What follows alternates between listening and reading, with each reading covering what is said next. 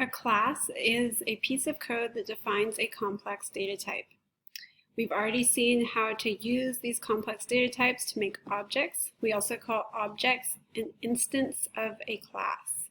So for example, if I want to make a person object, I would make an instance of the person class. So we've seen the Java docs for a variety of classes including string, grid pane, and a lot more. In this video, we're going to look at the code behind those. So in this case, we're looking at the code for the person class. We already know that the code needs to have a constructor. We call the constructor when we make an object. And it can have methods as well. So the methods are the buttons on the remote control in the analogy. So in this class, we always start with the words public class when we write a class, and then the name of the class. So this is the person class.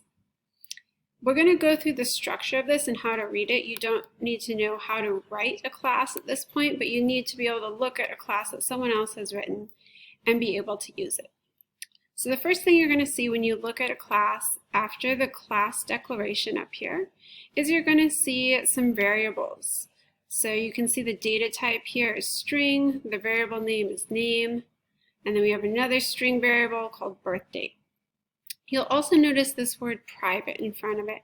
You'll either see private or public. Usually it's going to say private. And we'll talk more about what that means later. But just know that when you see that word private in front of a variable declaration, that means that it is an attribute. So it's something that tells us more about the object. So when we know the name of a person, then we know more about them. Same thing with the birth date. So you'll see variables declared that define some attributes for each object. So every person object that we create gets its own name and its own birth date. The next thing you'll see after those attribute variables is the constructor, or in some cases, multiple constructors. So we've seen what the constructor looks like in the Java docs. In the code, it's going to have the word public and then the name of the class. So this name of the constructor always matches the name of the class or the data type that you're defining. And then sometimes it may have parameters here, it may not, just depending on what it needs to do. So in this example, we have two parameters, both strings, and we use those parameters to set our attribute variables, so the name and the birth date. And then after any constructors, you're going to see the methods. So we have two methods in here. We have getName and getBirthDate. Your methods are usually going to say public. They might say private, but again, don't worry about that too much right now. Then they'll have the return type. So this method is going to return a string and then the name of the method. So this is called getName. And then optionally, it might have parameters depending on what it does. Inside the curly brackets beneath that method declaration or method heading is the code for the method. And this is simple, it's just returning a value. So it's returning the value of our name attribute. So in this case, the name of the person. Same thing with getBirthDate, it's returning a string, and we can see that line right here, where it's just returning the value of one of these variables we declared at the top. So you'll need to be able to read this code and use it. So calling the constructor, calling methods. So an example of that is in our main class. We've got our public static void main string square bracket args.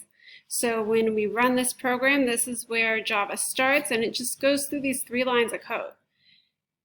But when we run this line, we know we're calling the constructor. So person P gets new person.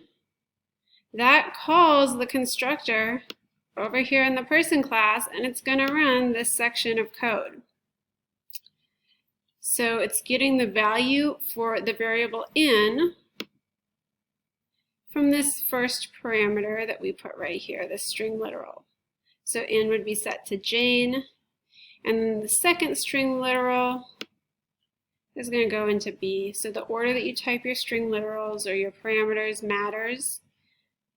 They get basically copy and pasted. The value that you pass is copy and pasted into the parameters in the constructor, and then they get set. So the name attribute variable gets set to Anne, which is Jane, and similarly for birth date. So it runs those lines of code, and then we have our constructed person object P. So we say P is an instance of the person class. Now that we have our person object called P, we can do something with it. We can call some methods. So in this case, we are going to call the getName method, so p.getName. And we know that we don't have to put any parameters in the parentheses here because over here, there are no variables declared, no parameters declared in the parentheses for getName. So it returns a string. We print that out. Then we do p.getBirthDate. That also returns a string. And we know that because it says string right here in the getBirthDate method header. So that string that's returned, we print out. So we're printing out the name and then the birth date, and we can see that over here. It prints the name and then the birth date.